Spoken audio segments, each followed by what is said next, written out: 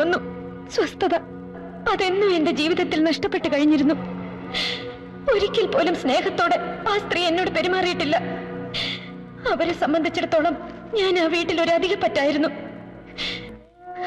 വീട്ടിൽ നിന്നും ഇറങ്ങിപ്പോയാൽ അവർ തിരിച്ചു വരുന്നത് രാത്രി എപ്പോഴെങ്കിലും ആയിരിക്കും. ഒറ്റപ്പെട്ട പകലുകളിൽ എനിക്ക് ഏക ആശ്വാസം മഞ്ജുവിന്റെ വീടായിരുന്നു. നഷ്ടപ്പെട്ടു പോയ സ്നേഹവും വാത്സല്യവും എനിക്ക് അവിടെ നിന്നും കിട്ടി. അല്ലെങ്കിലും മമ്മിയും ഡാഡി ഇങ്ങനെയോ ഒന്നിനും സമ്മതിക്കില്ല. ആന്റി, മഞ്ജു വാക്ക് കൊടുത്തു പോയതല്ലേ. ഒരു ആഡ് ഫിലിമിൽ അഭിനയിച്ചു എന്ന് വെച്ച് ആർക്കും ഒന്നും സംഭവിക്കാൻ പോകുന്നില്ല. കലാതിലയം കിട്ടിയതിനു ശേഷം TV സീരിയലും മറ്റു അഭിനയിക്കാൻ എനിക്ക് എത്ര ഓഫേഴ്സ് വന്നറിയോ? അയ്യോ മോളെ, നീ എന്തൊക്കെ പറഞ്ഞാലും ശരി, കോഴ്സ് കഴിഞ്ഞിട്ട് മതി ഇതെല്ലാം. പ്ലീസ് അങ്കിൾ, അതിന് മഞ്ജുവിന് പെർമിഷൻ കൊടുത്തേ പറ്റൂ. എന്റെ ഒരു റിക്വസ്റ്റാ, ഒന്ന് പറയൂ ആന്റി. എങ്കിൽ സിന്ധു മോള് ഞങ്ങൾക്കൊരു വാക്ക് തരണം. മറ്റൊന്നുമല്ല, മോളുടെ കല്യാണക്കാരൻ തന്നെയാ. എന്റെ ചേച്ചിയുടെ മോനാ സുരേഷ്. ഡൽഹിയിലെ എയർഫോഴ്സിലാ. അയ്യോ, സുരേഷ് ആ യൂണിഫോം ഇട്ട് നിൽക്കുന്നതാണ് എന്ത് രസമാണെന്നറിയോ? മോള് മറ്റൊന്നും ആലോചിച്ച് വിഷമിക്കണ്ട. ദേ, ചിറ്റയെ കൊണ്ട് സമ്മതിപ്പിക്കുന്ന കാര്യം ഞങ്ങൾ ഏറ്റു. അല്ലേ ദേവകി? വലിയ ആർഭാടമൊന്നുമില്ലാതെ വളരെ ലളിതമായ രീതിയിൽ കല്യാണം നടത്തിയാൽ മതിയെന്ന സുരേഷിന്റെ അഭിപ്രായം. പത്മാവതി അമ്മ എന്ത് പറയുന്നു? ഓ, അങ്ങനെയെങ്കി അങ്ങനെ. ദേവകി, സിന്ധുവിനോട് ചായ കൊണ്ടുവരാൻ പറയ്. സിന്ധു,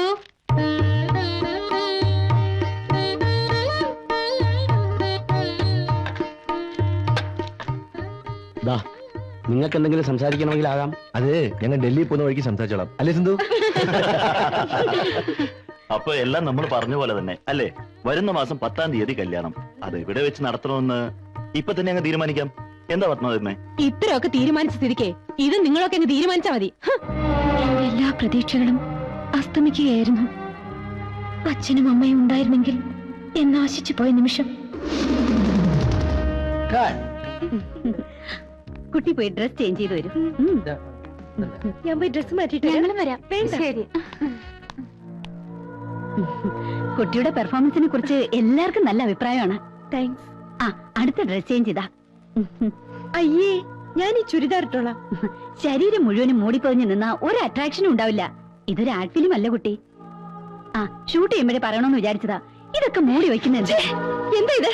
ഇതൊന്നും എനിക്കിഷ്ടമല്ല. ഇത്ര മോഡേൺ ആയിട്ട് അഭിനയിക്കണമെന്ന് എന്നോട് പറഞ്ഞിട്ടില്ല. ഈ ഡ്രസ് ഇടാൻ എനിക്ക് ബുദ്ധിമുട്ടുണ്ട്. കുട്ടിക്ക് ഇഷ്ടമല്ലെങ്കിൽ ഞാൻ നിർബന്ധിക്കുന്നില്ല. Take it easy. Okay, bye.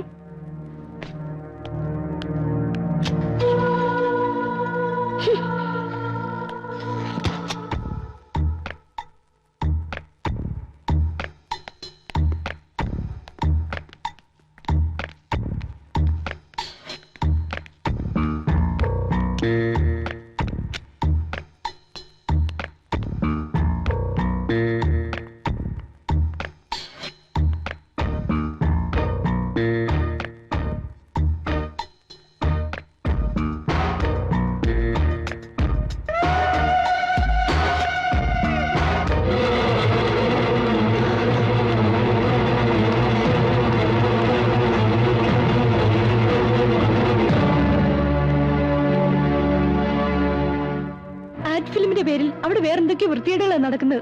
നമുക്ക് ഉടനെ പോലീസിൽ വിവരം അറിയിക്കണം. അത് വേണോ? വേണം. നിന്നെ പോലെ ഒന്നും അറിയാത്ത പാവം പെൺകുട്ടികൾ ഇനി അവരുടെ വലയിൽ ചെന്ന് വീഴുന്നതിന് മുമ്പേ പോലീസ് വിവരം അറിയിച്ചേ പറ്റൂ.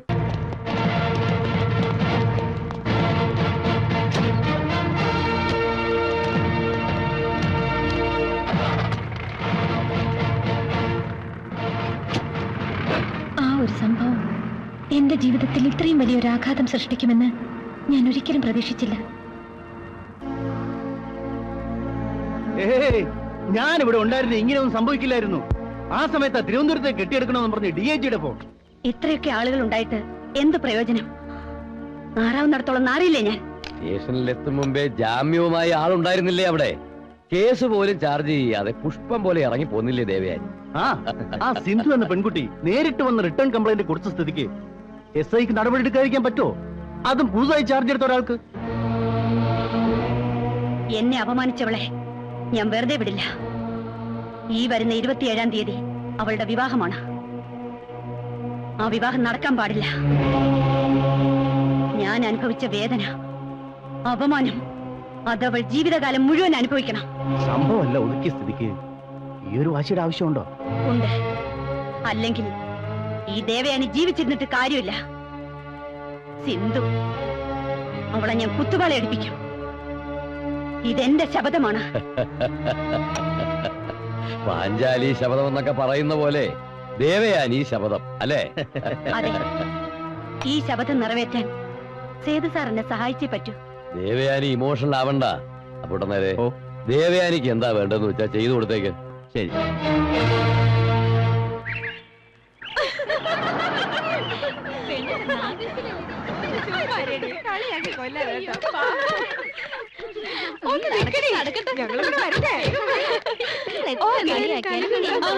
ഹലോ, ഞാൻ വെയിറ്റ് ചെയ്യായിരുന്നു ഇത്ര നേരം. വാ, അകത്തിരിക്കാം. നീ റെഡിയാവും, ഞങ്ങൾ ഇവിടെ ഇരുന്നോളാം. ആ ശരി. സന്തോഷമുണ്ടല്ലേ?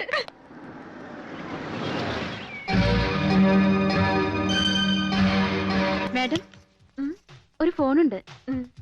1 minute.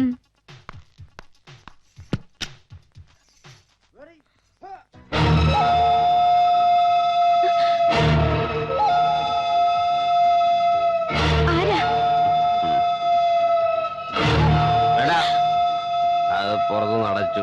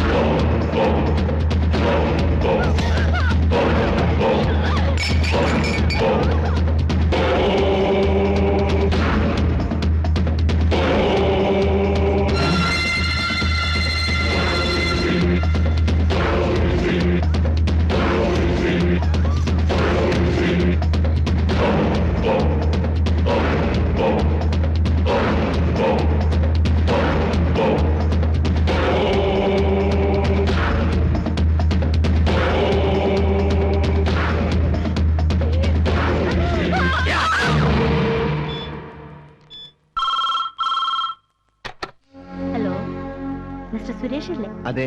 നിങ്ങൾ കല്യാണം കഴിക്കാൻ പോകുന്ന സിന്ധു എന്ന പെൺകുട്ടിയുടെ ചാരിത്ര ശുദ്ധിയെ കുറിച്ച് അറിയണമെങ്കിൽ നാച്ചുറൽ ബ്യൂട്ടി പാർലറിൽ വന്നാൽ മതിയാവും. നിങ്ങളാരാ? You are well wisher. Okay, bye. Hello hello.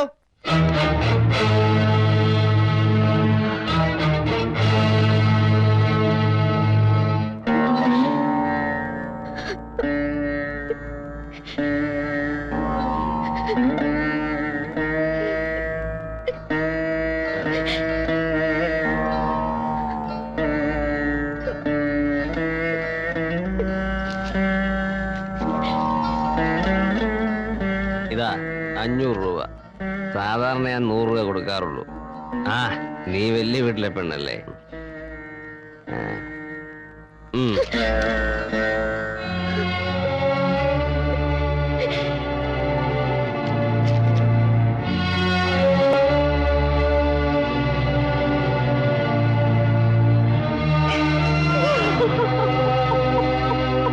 എന്റെ വിവാഹം മുടങ്ങി.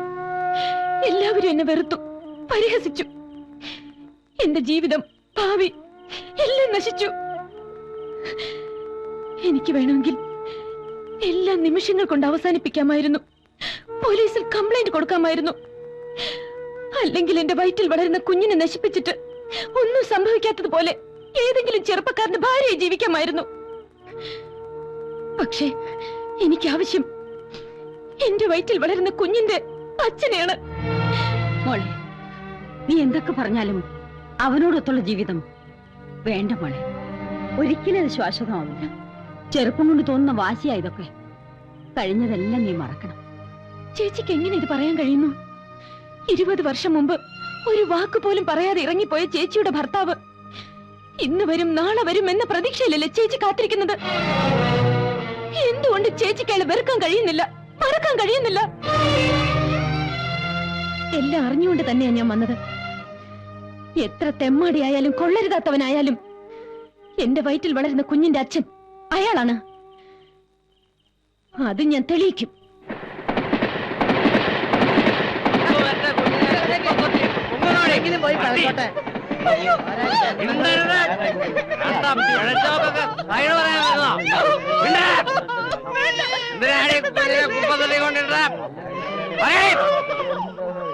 സത്യം പറഞ്ഞോണം. എന്തിനാണ് ഈ കുഞ്ഞിനെ കുപ്പത്തടി കൊണ്ടിട്ട് എന്തിനാണ് കാട്ടുന്നത്? ഒരു നിവൃത്തിയില്ലാത്തോണ്ട്. കണ്ടടത്തൊക്കെ മേഞ്ഞു നടന്നപ്പോ വയറ്റിലുണ്ടാവും ഓർത്തില്ലേ നീ? വളർത്താൻ നിവൃത്തിയില്ലെന്ന്. എടീ, നിന്റെയൊക്കെ വയറ് കുറുക്കാതിരിക്കാൻ വേണ്ടിയാ സർക്കാർ ചീപ്പ് റേറ്റിൽ ഓരോ സാധനങ്ങളും മാർക്കറ്റിൽ ഇറങ്ങിയിരിക്കുന്നത്. അതറിയില്ലേ നിനക്ക്? ഒരു പെണ്ണിനോട് പറയാൻ കൊള്ളാവുന്ന വർത്താനാണ് നീ പറയുന്നത്. എണ്ണം കൊണ്ട് പറയുന്ന ആസനിക്ക തന്തയും തള്ളയും ആരെന്നറിയാതെ തെരുവിന്റെ സന്തതിയായി വളർന്നതിന്റെ വേദന നിങ്ങൾക്കാർക്കും മനസ്സിലാവില്ല. വിശന്ന് കരഞ്ഞപ്പോഴൊക്കെ ഒരു പച്ച കഞ്ഞിയോ ഒരിറ്റ് സ്നേഹം തരാനോ എനിക്കാരും ഉണ്ടായില്ല. തെരുവ് തണ്ടി, തന്തയില്ലാത്തവൻ എന്നൊക്കെ പറഞ്ഞ് ഒരു പട്ടിയെ പോലെ എന്നെ ആട്ടി ഓടിക്കുകയായിരുന്നു. ഒരമ്മയുടെ ചൂട് തട്ടി വളരാണ്ട ഈ കുഞ്ഞിനെ ഈ കുപ്പത്തൊട്ടിലിടാൻ നിനക്ക് എങ്ങനെ മനസ്സ് വന്നേ? പുല്ലേ, കൊണ്ടുപോടി. ഇനി വേറെ എവിടെങ്കിലും കൊണ്ടുപോയി കുഞ്ഞിനെ കളഞ്ഞെന്ന് ഞാൻ അറിഞ്ഞാൽ കൊന്നുകളയും തന്നെ ഞാൻ. പെണ്ണെന്ന് പറഞ്ഞാ പിഴയാണടി, ഒറ്റ എണ്ണമില്ല നല്ലത്. പോ. നിൽക്ക്, പോകാൻ വരട്ടെ. ഒരു പെണ്ണ് ചീത്തയാണെന്ന് കരുതി എല്ലാ പെണ്ണുങ്ങളും അങ്ങനെയാന്ന് പറയരുത്. ഓ, ഒരു ശീലാവധി വന്നിരിക്കുന്നു. നീ ആരാടി ഇതിടപെടാൻ? വന്ന അന്ന് മുതൽ നീ എനിക്ക് തിളക്കാൻ തുടങ്ങിയതാ പിഴച്ച വർഗം. അനാവശ്യം പറഞ്ഞാലുണ്ടല്ലോ. നീ എന്ത് ചെയ്യടി പുല്ലേ? ഒരു ചാരിത്രവതി വന്നിരിക്കുന്നു. എന്താ സംശയം? നിന്റെ ചാരിത്രം എന്താന്ന് എനിക്കറിയാം. അത് എന്നെ കൊണ്ടുകൂടെ പറയിപ്പിക്കരുത്. എന്ത് പറയാൻ? നിന്നെ ഞാൻ അനുഭവിച്ചിട്ടുള്ള ലേഡി. ഈ പറഞ്ഞത് ഒരു പ്രാവശ്യം കൂടി പറയാമോ? ഒന്നല്ല 100 വട്ടം പറയാം. നീ എന്റെ കൂടെ കിടന്നിട്ടുള്ളവളാണ്. എന്താ നിന്റെ നാവ് ഇറങ്ങിപ്പോയത്? മതി, അത് കേട്ടാ മാത്രം മതി എനിക്ക്. ആ നാവിൽ നിന്ന് തന്നെ ഇത് കേൾക്കാൻ വേണ്ടിയാ ഞാൻ ഇത്ര നാളും കാത്തിരുന്നത്.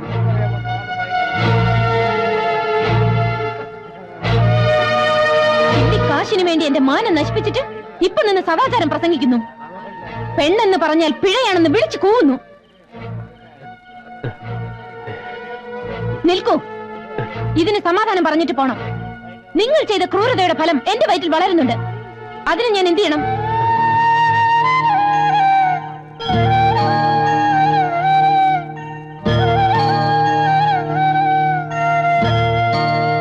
നിങ്ങളുടെ അമ്മയും ഈ സ്ത്രീയും ചെയ്തതുപോലെ പ്രസവിച്ച ഉടനെ ഞാനും കുഞ്ഞിനെ ഏതെങ്കിലും കുപ്പത്തൊട്ടിയിൽ വലിച്ചെറിയണോ? ആ കുഞ്ഞ് നിങ്ങളെ പോലെ തന്തയില്ലാത്തവനായി വളരണോ?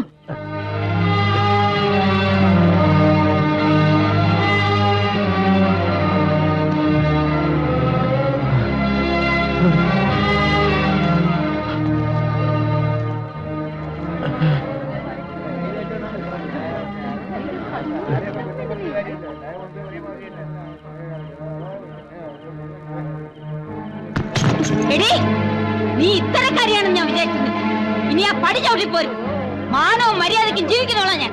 ചേച്ചി, ആരാ നിന്നെ പഴപ്പിച്ചെന്ന് വെച്ചാ അവന്റെ കൂടെ പോയി കൊടുത്തോ. മാറങ്ങോട്ട്.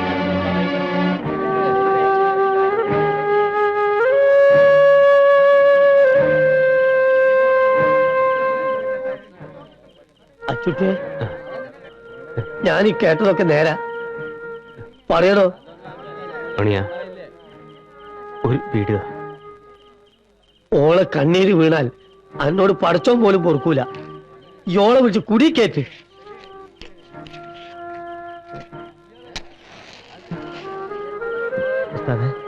ഞാൻ വിളിക്കട്ടെ?